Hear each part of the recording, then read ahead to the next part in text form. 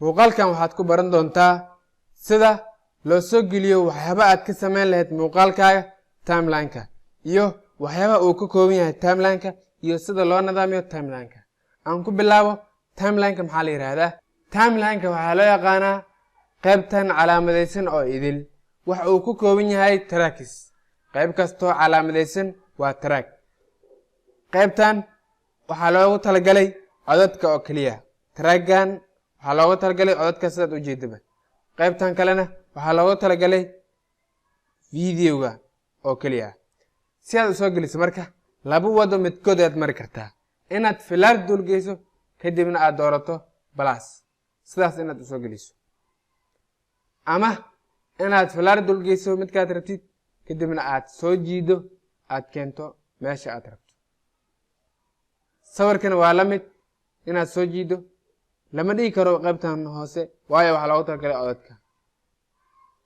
saas oo kale maqalkana lama dhigi karo meeshan kore, waxaa loogu talagalay qaybtan hoose.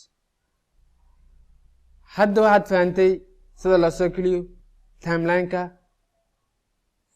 video ama sawir ama maqal.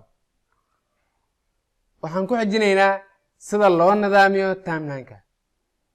timeline-ka waxaad ka dheeray kartaa meeshan ay ku qoran tahay blasta ayaad taabanaysaa, ama control plus waa la taaban kartaa. sidaas ayaa u dheeray kartaa, ama meeshan aad ka dheeray kartaa,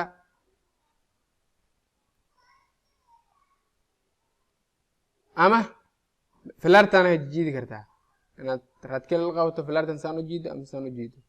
waa kana muuqaalada aragtidood waa yaraanayaan marna waa weynaynayaan.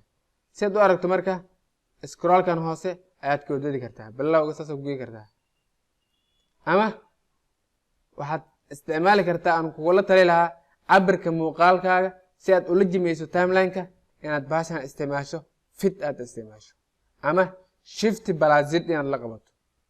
sidaas ayaad ku isticmaashay muuqaalka iyo sawirka iyo codadka, sidaas aad u jimeysay timeline-ka sidaad u habeysay. sida loo jarjaro marka muuqaalada xiga ayaad ku baran doontaa insha Allah.